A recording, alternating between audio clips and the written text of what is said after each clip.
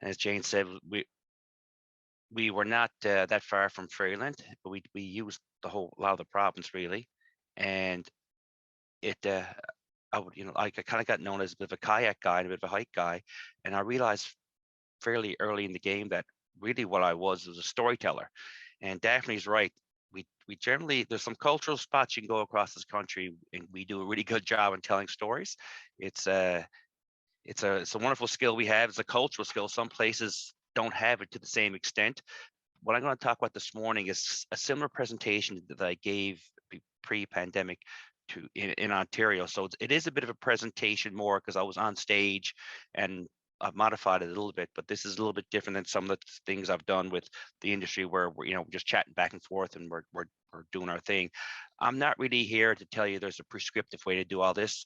There's a bunch of steps that I used to put stories together, and I've seen other people use, and it works. And there's definitely a real formula to this for sure, to telling your story, telling your core story. And one of the best ways I found to develop rapport with your customers, or we call them guests, some people call them clients, and that really is to earn trust through storytelling. When you tell stories that they relate to, that they can relate to, you make yourself, your product, and your service really valuable to them. So there's lots of ways you can and programs that help you work your way through the key steps.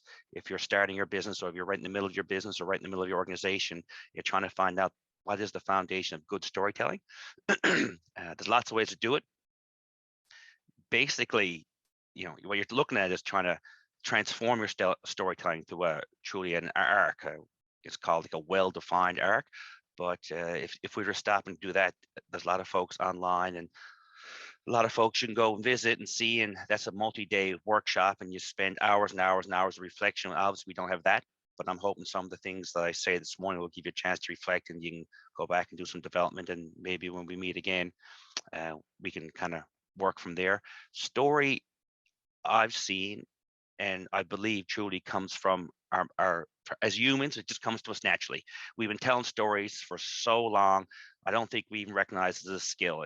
As I mentioned, and Daphne alluded to, people in this province tell it. It's just something we do. It's a bit of a shame, I think, that we don't recognize it as a skill, because it's really, really very important and it's overlooked. And I find that telling a proper story and telling your your core story, it can be directly correlated to success. So, we're all kind of trying to figure out how we deal with relevance and how we make ourselves relevant after this pandemic. And there's a lot of people, as Brian mentioned, as one of his companies, there's a lot of people that become COVID casualties. So the point of this is really just encourage people to embrace your core story, share more of it with the world. I think it's crucial that we're all the curators of our own story, of our business story, our organization story, whatever it happens to be. I had the first picture you see their screen is basically in the last few years. I think this is what we think storytelling is. We're sharing selfies on Twitter or Facebook posts that proclaim the love we have, or a love that our guest has for us, or someone enjoying our products. Even if someone wants to go to the bathroom, it's up on Facebook, for God's sake. So that's not really true storytelling. It's portraying an image for sure, and it's an image we want to share, but it just paints a portion truly of our story. It's other parts that you don't see on social media, those stories that make us human. It's basically how we communicate, whether we're over the phone, in the locker room, in the hallway, in the office, on Zoom now. Stories are everywhere, and everyone tells stories. We have it in our newspapers, our courts of law, our arenas. If you go to a hockey game or a basketball game, or on the rugby pitch, you see it in government departments, and you see it on, if you watch the parliamentary channels, you go to a freaking playground, the kids are telling stories. That's what we do. We tell stories all the time. We hear, geez, if you stop and think of it, in your thoughts, you're telling stories. Even turn on the radio, it's a song. The lyrics are a story. Even when you go to sleep, I didn't get much sleep last night, but I was dreaming of stories last night, believe me. So we've been telling stories for a long time. That's just what we do as humans. It's really important. It's how we communicate to each other. Obviously, for a long, long time, it was oral. We used it with our tribe. We said, hey, this is what danger. This is what we believe as a group. We try to teach each other what we believe was right, what we believe was wrong. So we used stories to inspire us for action. That's what we did as humans as we developed. And as time progressed, we developed written words. That basically came about as we needed something to help us pass on this increased volume of stories that became just too much to verbally repeat. So we're born storytellers. We've been doing it since the beginning of time for us. We've been telling these tales long before we could write stuff down. But even though we've been doing that, I've found and I see that that doesn't mean intrinsically that we know how to tell stories for our business. It's interesting. I read this book and I put it up there as a slide. I didn't have this in my earlier presentation I did a couple of years ago, but I've read this book since. I don't know if any of you guys have read this fella's stuff, but it's excellent. And this book, Sapiens, is really cool. He says a bunch of stuff, and there's a whole bunch of things in it. But one of the interesting things, he talks about telling stories, and that's what turned me on those couple of chapters. And I'm going to paraphrase him. It's not exactly what he says, but he really gets into saying, hey, telling good stories, telling effective stories is not easy. The difficulty is really not in telling the story, but convincing everyone else to believe your story. So basically, when you're telling stories, it revolves around people buying into your story. So it's become a real psychology, a psychology of belief.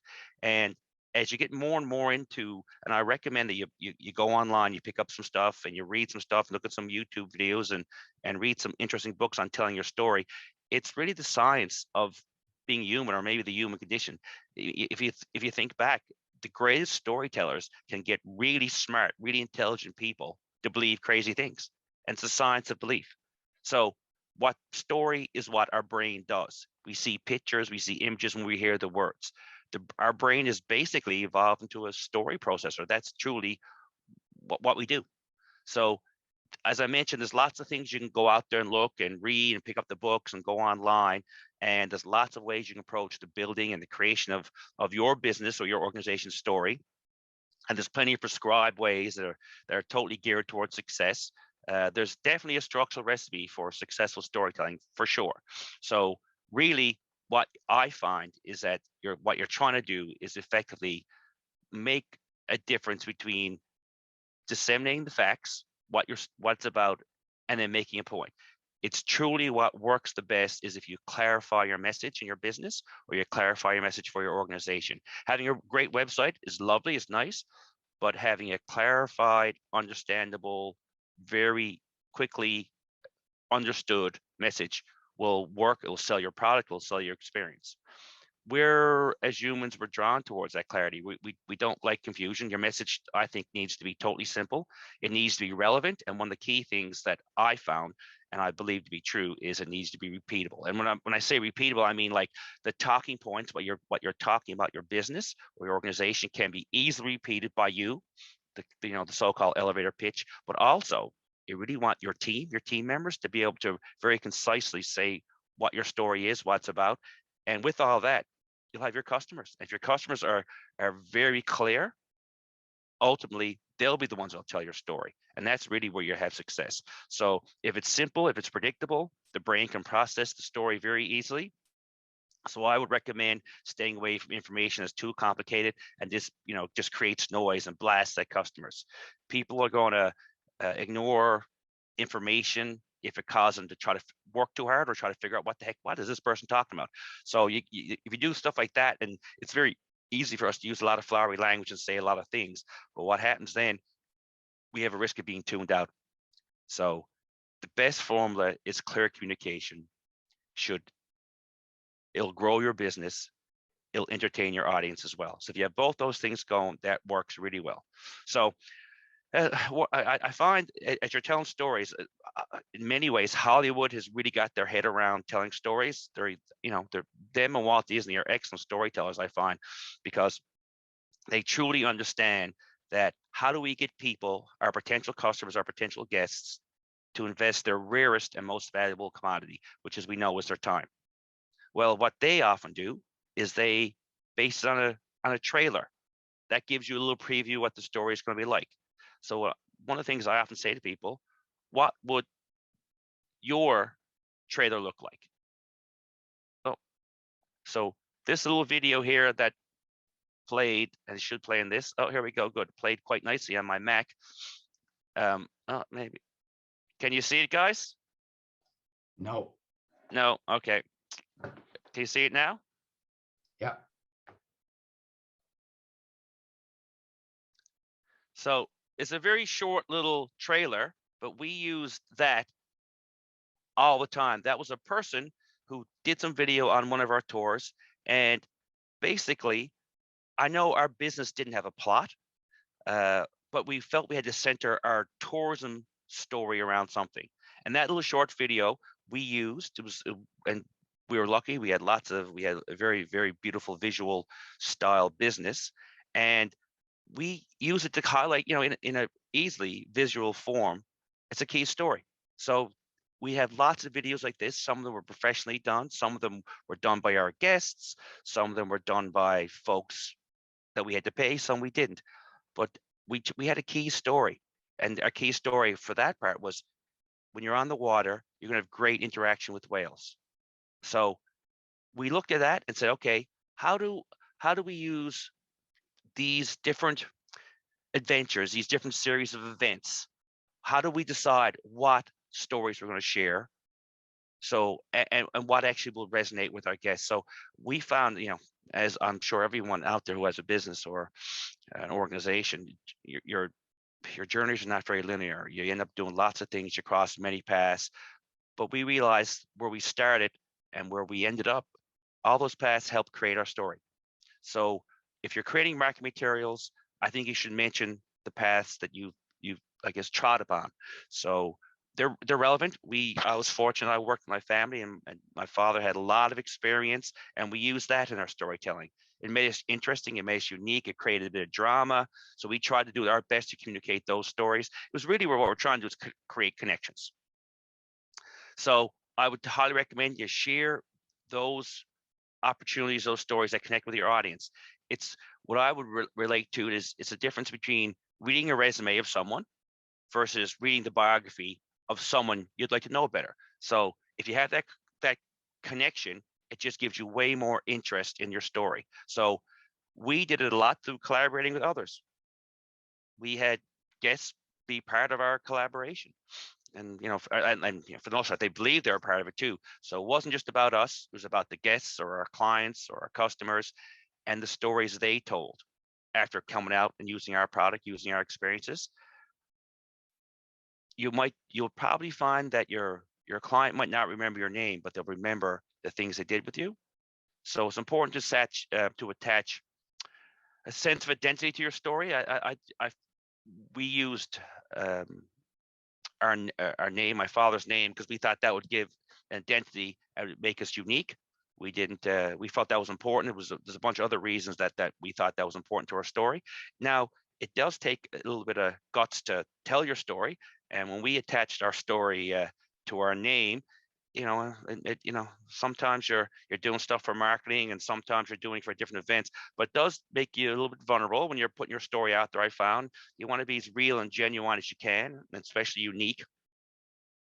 But what I realized pretty early in the game is if you Google your name or your business, you know what, your story's out there already. There's lots and lots and reams of material about you, about your business, about your organization on that famous World Wide Web. So what I would say is there's a lot out there, and I've learned that the hard way, that there's stories out there about you, about what you're offering. So the key is to try to get involved in those stories and have some hand in shaping them. I highly recommend when you're putting your story together, your core business story. I know it sounds kind of not that random, but it's really to have a script in place. I come up with carefully chosen words, and these words should resonate with your customers. So your brand is about your customer's perception. So you need to be able to tell stories that embody your customer experience, that embody what your customers see as their challenges. So if you clarify your message, customers will listen.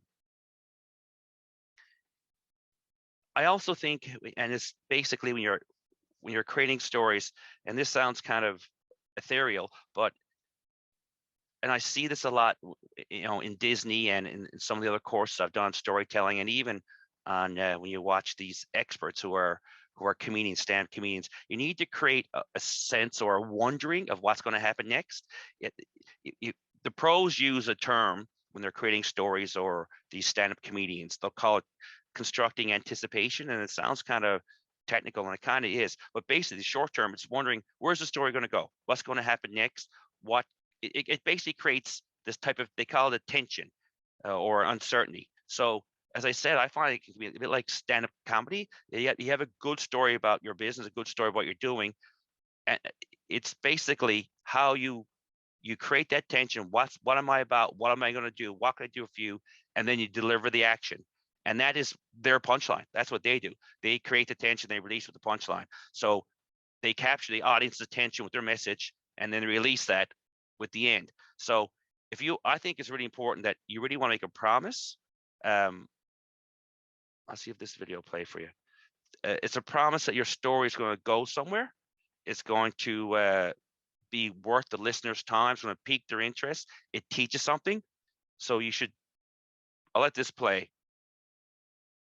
But I think you should do this by design. It's critical to do this by design. So this is a couple of minutes.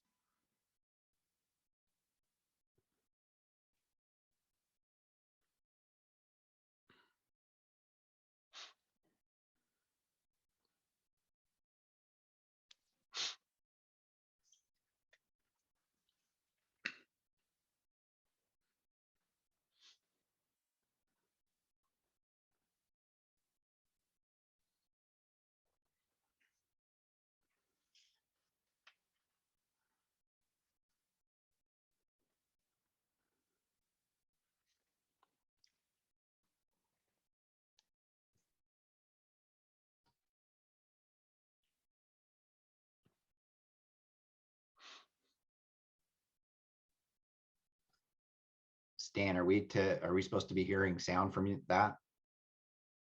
Your sound? No sound from the video. Oh. Probably because you got your Earphones? Headphones plugged in. Okay, let me unplug that.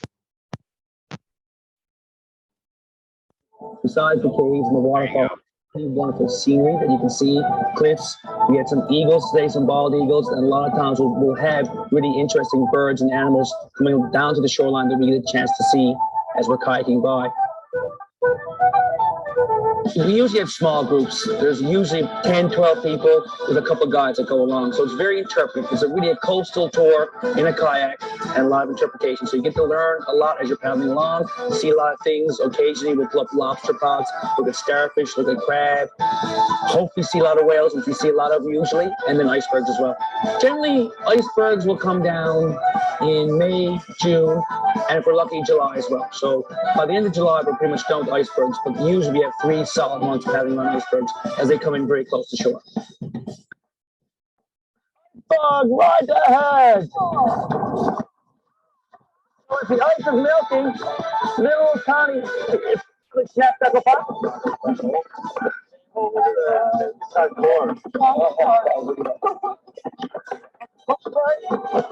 Don't tell that. Go on it, go on it. Don't tell that.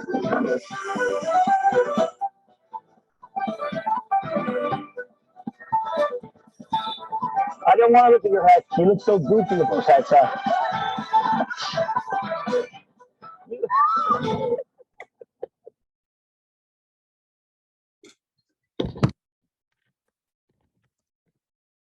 So that video there, it's on YouTube, as you can see.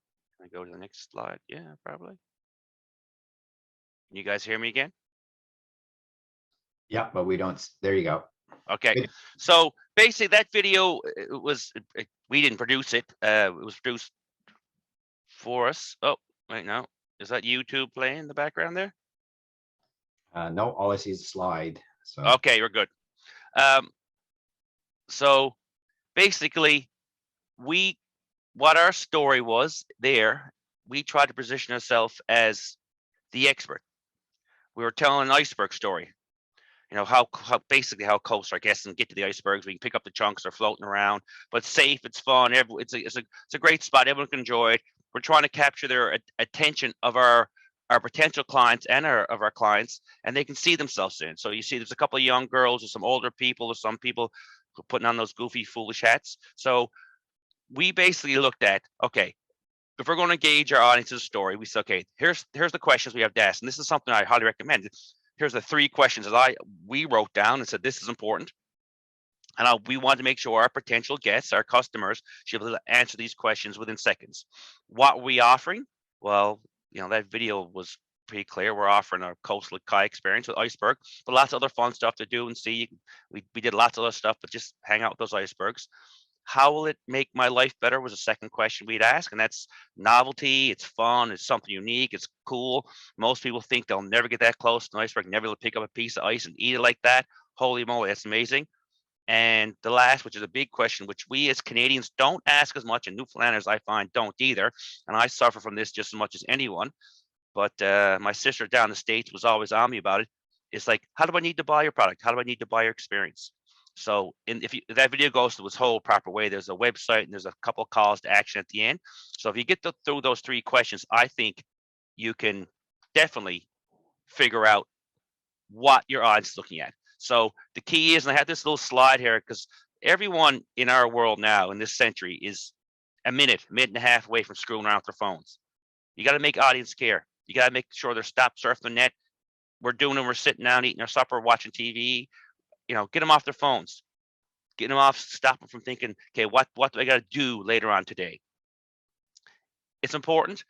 Here are the key elements which you get kind of prescriptive, I find, and I think most folks that'll talk about storytelling and writing stories or writing ads or anything will kind of get into and everyone has different elements. Here's the key elements that I would take away from making your story critical and making your story really work and pop out there. And I think you have to have a hero. And you hear that in lots of different stuff. You need a character who's a hero. But the big thing is, and it took me a couple of years to realize this, is that I wasn't the hero. The hero is your customer. Yeah, it was hard for me to do that. But it's the truth. The hero is the customer, not you. Your brand's not the hero.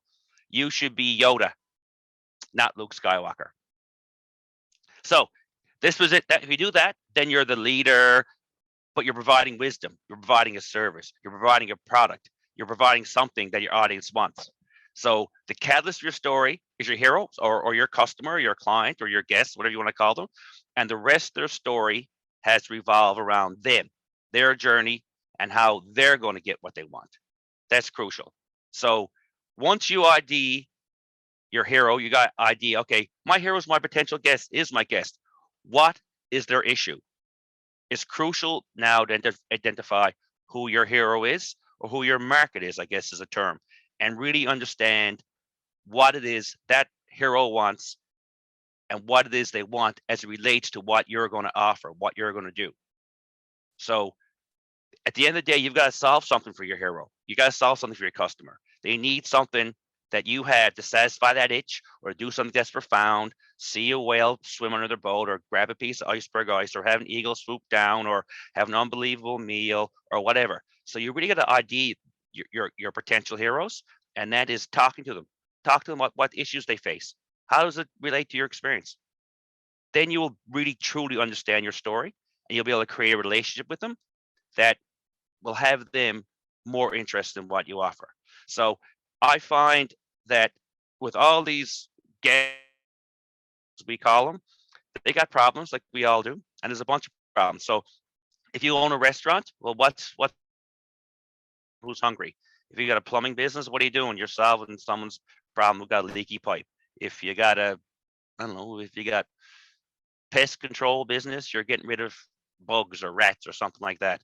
So if you have a good story, you're going to engage your customer that are living with these issues, and you're going to motivate them to buy into your story and work with your business. So, well, I mean, okay, sometimes your hero might be want to be seen as a foodie, so they place let people know, oh, I go to this restaurant and I eat this specialty.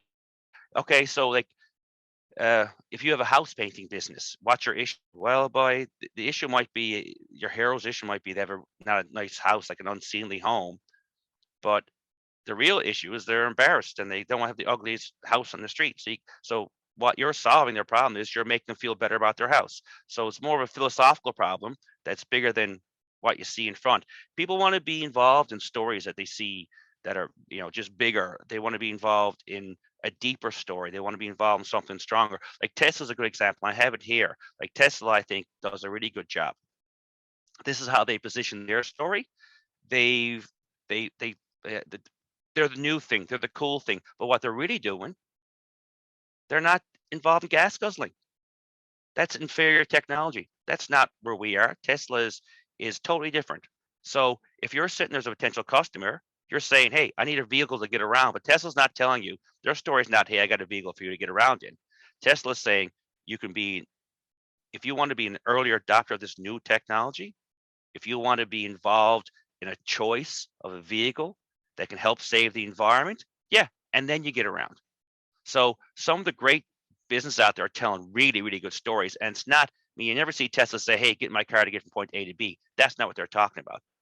So as I said a few seconds ago, it's hard sometimes when you realize you're not the hero, because customers aren't looking for a hero. You're not looking for a hero. None of us are really looking for a hero.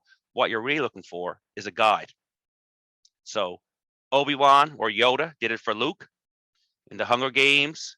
You saw Hamish doing it for Katniss. Gandalf is a great example of another guide. He did it for Bilbo and Frodo. He was the man there. People are designed to see themselves in the world. And that was one of the big things I realized when I was first involved. I was seeing our business and our story as how I saw it, but it's not. People are designed in how they encounter the world. We all see themselves as the center of the world. That's the only way we actually can see the world.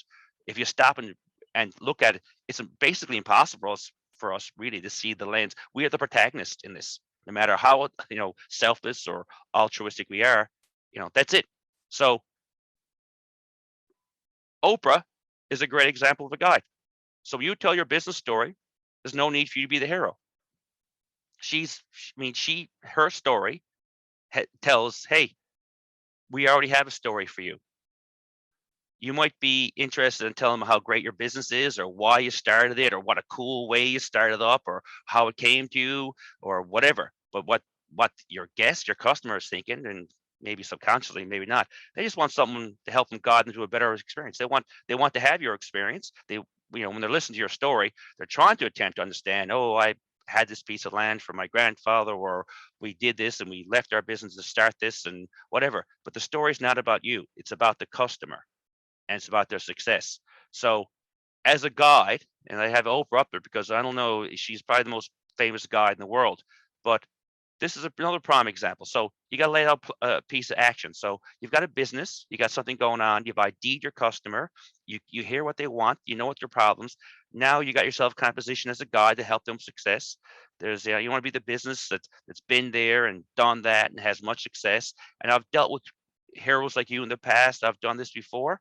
So once you can reach that, you see that, and I got Q up there. Q is another excellent example in the James Bond story. Jesus, Q has been helping James Bond for longer than I'm born, and he always helps, snag the girl. And he has some cool little cutting edge technology, and he has positioned himself as the person that you can help go through a series of steps to solve your problems. How I can earn your trust, show you the better way to get things done.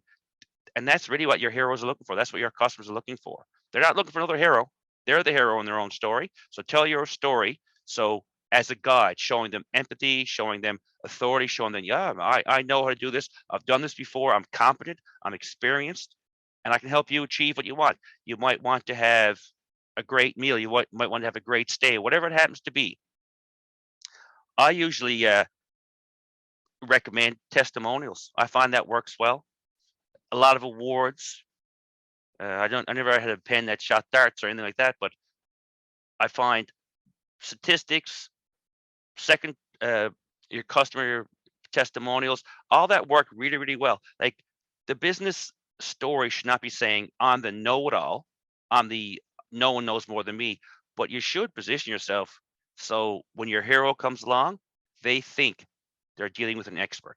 I think that's very important. A lot of people don't want to take a chance and give up their most valuable commodity, as I said earlier, their time, with someone who they don't think really knows what they're talking about. So another big thing is when you boil it all down, your story should be really all about what's at stake. If nothing can be gained or lost, who really gives a darn? So there's got to be something there. Why should people care? They don't know you and they don't patronize your company. So show them that if they engage in you, if they engage in your product, if they engage in your service, they engage in whatever, it's going to change their life. Maybe only smallly, maybe it's not a big deal. Maybe it's going to be the most amazing day, most amazing afternoon, most amazing morning they've ever had.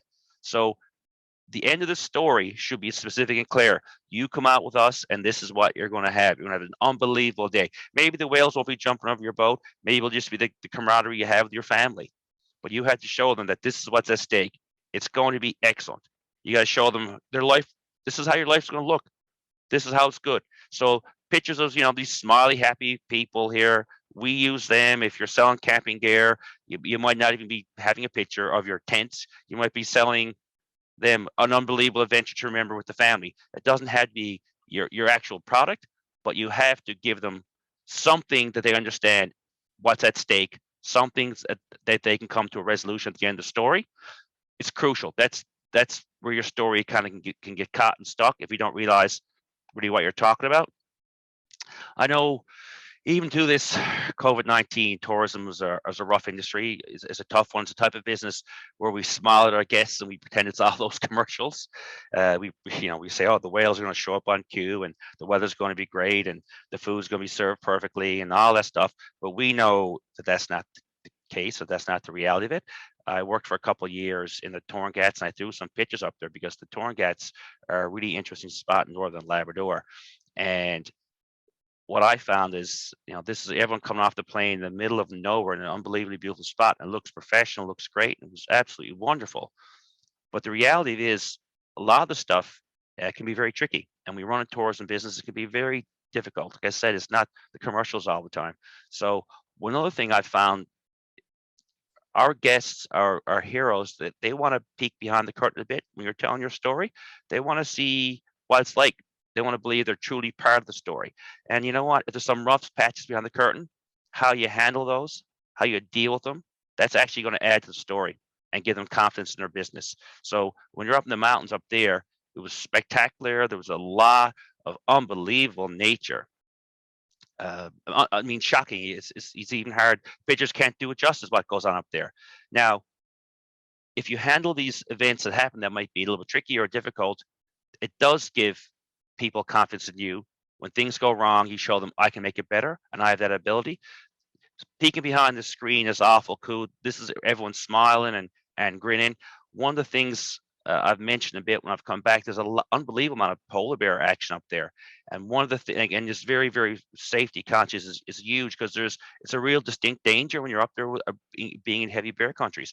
What I let people peek behind the screen, I threw this picture in here. You see these two big oil tanks, these two white tanks. So basically, before our season started, we had people working on those tanks. It was just some staff up there and they were getting ready. We actually had a polar bear come down and chase a fella on those tanks. He was running for his life and he actually jumped from, that's why I have my wife with her two arms showing people how far it is. He actually jumped from one tank to the other to get away from the bear. And as people would leave to fly out of the Torngad's, I'd bring them down after we talked about the polar bear stuff, and they felt very safe, and they felt like it was all half made up, and Stan was kind of trying to frighten us with the bears. And I bring them down, show them this, and on those white tanks, there's actually polar bear claw marks where the bear tried to get up and get after the young fella who was stand up in that thing. So it was a pretty wild stuff, but it would leave people with an incredible sense of, wow, I've just come out of an amazing, amazing spot, and I didn't even realize how lucky I was and how safe these guys made. So it was a little bit of a peek behind the scenes of the story. Let them know this is what's going on. So I found it really, really interesting throughout my whole career to let people do that. And I've seen really good operators let people peek behind the scene a bit, let them know what the story is, but also they're part of the story. And this is how the story is made. It's really, really interesting. So the essence of storytelling truly is creating a simple, clear, relevant message. It's got to be repeatable. like I said before, you've got to be able to repeat. Your guests had to be able to repeat. Your coworkers had to be able to repeat it. That way, it gets into your customers' consciousness. People don't buy the best products all the time. People buy products they understand. People will buy an experience they see themselves in. Apple is a prime example of this. You talk to most tech folks out there, and they'll tell you there's much better products in the market than Apple. But Apple owns personal computing. That whole sector, it owns it. It comes from the story they tell. In 1983, Apple produced a computer called Lisa. Now, I'm sure none of you know or remember it. They launched Lisa with a 9-page ad in the New York Times. It was basically gobbledygook and geek speak, and no one understood what the hell it meant. And they just sold a few thousand of them. If you remember, then Steve Jobs was let go and he went off to Pixar. And what he learned at Pixar was storytelling. That's what he learned. He learned, how do I tell my story? The real creative storytellers at Pixar taught Steve Jobs.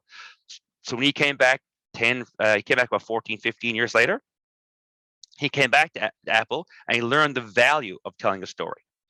So when he came back, the campaign that went from 9 pages in the New York Times to all that geek speak and gobbledygook, and people didn't have a clue what the hell he was talking about, it came back to those 2 words. If you remember, it was think differently. That's what Apple became. He realized people don't care about the best products. People don't care about the processor. People don't understand what the hell the processor is. People buy the best story, not necessarily the best product. So he sold them the best story. If you want to be great, he told him, Apple. That's how you're going to get there. So just to kind of wind it up, here's some key points I do highly recommend that you that helps you tell your story. So when you're telling your story, remember that no one can tell it better than you. Where you've been, what you've learned, what your life experience is, what you hold dear, what you've endured, how your experience has helped you and inspired you and informed others. That's crucial. People need to know the story inside and out. The challenging, when I say people, I mean your people, your coworkers. And that's the most challenging part. We're going through an unbelievably hard time right across the world, and especially in North America, with people, trying to find people. I highly recommend investing in your people as much as possible, because they're often telling the story more than you are. They truly are. They become as important or more important than infrastructure and the other assets. I mean, any other assets you have, that's all part of the story, but your people that work for you. I mean, you really should use your staff. I mean, they're the folks that are going to tell your story. Spend time with them. Encourage and make sure that they know the story. Help them any way you can. Support their knowledge. Help them with their ability to tell your story.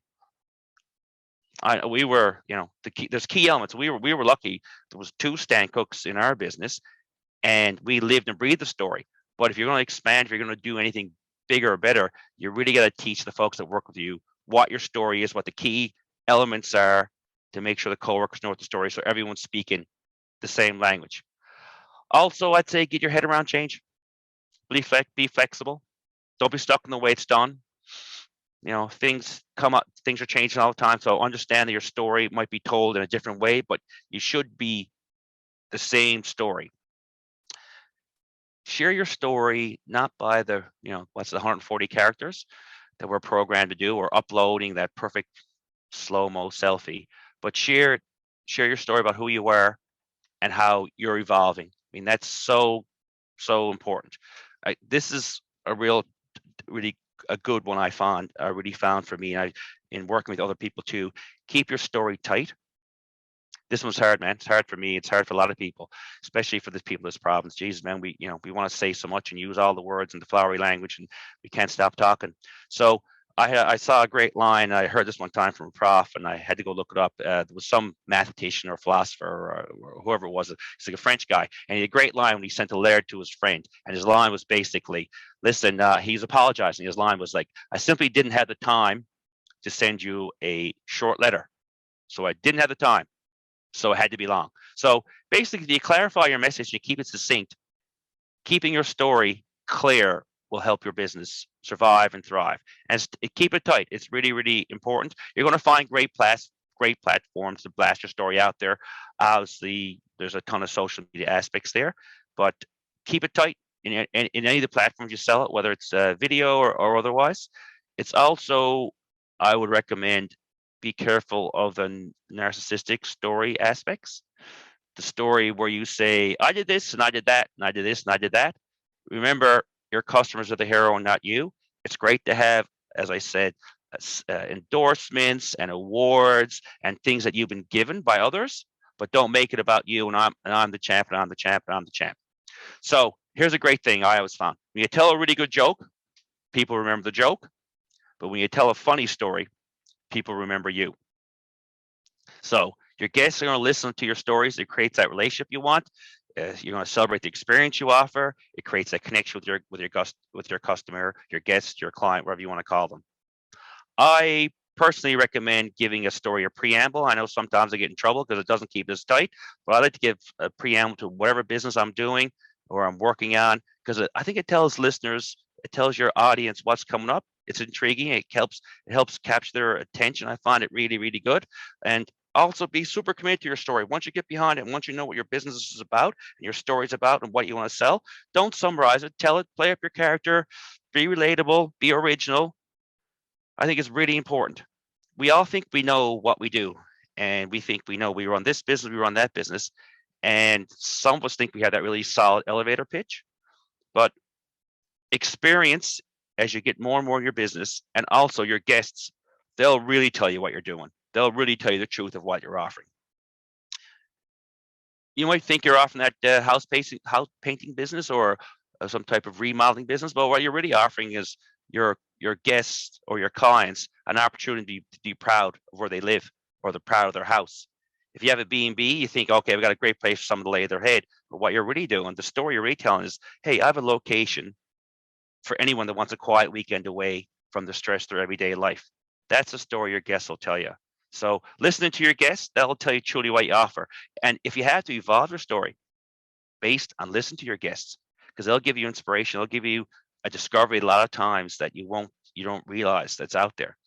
So what I'm telling you is not a series of obligations or hardcore elements that you need to organize your story.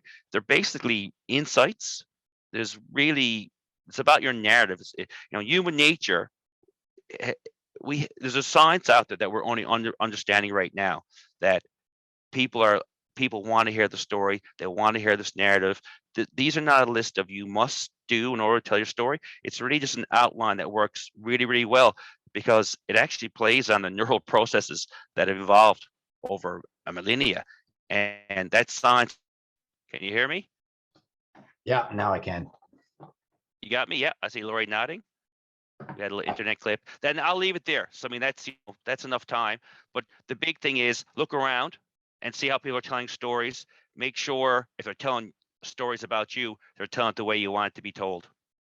So I'll leave it there, John. Thanks. Anybody have any questions that they want to ask Stan, or any sort of points that they'd like to share? I liked, Stan, that you talked about it not being personal. I think for some people it's very easy to just talk about their story. And when we talk about, I know when I talk to people about sharing their story, it becomes all about them. It's the narcissistic I bit, instead of the making the customer the hero in the story. And how, if it's a product or experience that you're selling, it's about how you make somebody feel, right? And I think you're definitely more inclined to have someone jump on the bandwagon and insert themselves into that story if they can see it, if they can see themselves as part of it. So great point. Thank you. I truly believe that. And a few people on this call know me a lot better than you do, Lori, if you know me at all. And they would know that was a very difficult thing for me to finally accept, that I wasn't the hero in the story. But it's huge. It's huge. It's huge. It's huge. It's huge. Yeah. And the more I've read, the more you realize, it's not about you. Yeah. It's a very valid point. Okay. Other questions or points anybody wants to share? think one of the things too that you had mentioned, Stan, I think it's even more so coming out of not just this pandemic, but I think the general nature of overwhelming mistrust that exists today in our society, mostly from, unfortunately, some of the political messiness that has transpired. But that word that you used about trust, I think it's so vitally important that visitors and guests coming to us and how they want to engage with us as businesses and within our story, building that level of trust is so important, especially today. What are your thoughts on that side of thing, as far as how we go about building that and connecting that with our visitors? You're right. I mean, it is all based on trust. And if people are going to give up their money and their time, you know, they have to believe you're going to give them something back that's worth it to them, that's going to help them, it's going to make their vacation, their time, whatever they're looking for, their family time, valuable. And so it's hard to get that trust. So that's why your story has to be kind of clear and concise. So when they go on your site or they look around, they realize you have experience and you've been trusted before, that people who look like them, sound like them, have had an experience that they're looking for. It's totally, I mean, it's a wild world we live in. Like I said, some of the great storytellers get people to trust and believe crazy stuff. So it's a very powerful thing you can do with storytelling. But the trust aspect for our clients or our guests, potential customers, it's got to be there. I mean, it has to be there. Otherwise, we're really operating blindly. It's very, very difficult, but it's crucially important when they're making a decision who they're going to patronize. Excellent. Anyone else have anything else they want to share before we sign off? Jane here. I just I'm wondering what Stan thinks about the fact that these days trust really needs to come from what visitors see as an unbiased source. So it's really difficult for a business owner who has an obvious stake in the game to be a trusted source. And so I think you really need to engage your clients or you know, previous purchasers of your business to become your advocates, because they then become the source of trust. Yeah. Where, you know, because they should be unbiased. Yeah, that third party endorsement is crucial, and you do, you know, through awards, through the unbiased comments others have. Now, there's never going to be great. There's always going to be some things that people say about your experience that you're not really super happy about. But if you deal with it properly and address it, people can see that you're being honest. What you're absolutely right, Jane. What you want, you know, it's not for you to say you're an expert. It's what you want your customers to think. So it's not for me to say, but it's what I want you to think. So that's the tricky part. And you have to be authentic in that. You have to, you know, that's also kind of gets to the point of peeking behind the curtain. That was a bit surprised to me. I was always thinking, you want a perfect trip, you want a perfect experience, you want a perfect tour. And then actually you gain a lot of trust when your tour is not perfect and some small things go wrong, and they get a chance to see how you dealt with those things. Now they peek behind the curtain and realize, hey, this guy is an expert. Hey, this company really knows what they're talking about. So it's difficult for you. You're right. It's when you're sitting there and you're talking to yourself all the time, that doesn't resonate. Excellent. Well, that's our time, folks. And I want to thank everyone for taking time out of their business. I hear a phone ringing somewhere. Yeah, it's not mine. Thanks be to God. So the next week is sort of our part 2 of this. I know some of you have signed up for it, but there's still spots available if you want to share it out with friends and colleagues. I think we have about 3 or 4 extra spots. There's still spots available in some of the rest of the sandbox as well. Once again, feel free to share those out, and we take up to a maximum of 15 in each of these. So any final comments you want to make, Stan, before we let folks go? No, these are my thoughts and my experience from telling stories for a long time and learning as much and reading as much as I can about it. So some of it is a bit technical for sure, but I think I would have been remiss not to say there is a formula, but you've got to make it your own. But if you stick to some aspects of those formula, I think you will really truly hit on what your customers want to hear in your story. So, I mean, that's the end for me. Excellent. Thanks, Stan. All right. Cheers. Take care. Take care, everyone. All right, guys. All the best. Bye. Thank you. Bye-bye.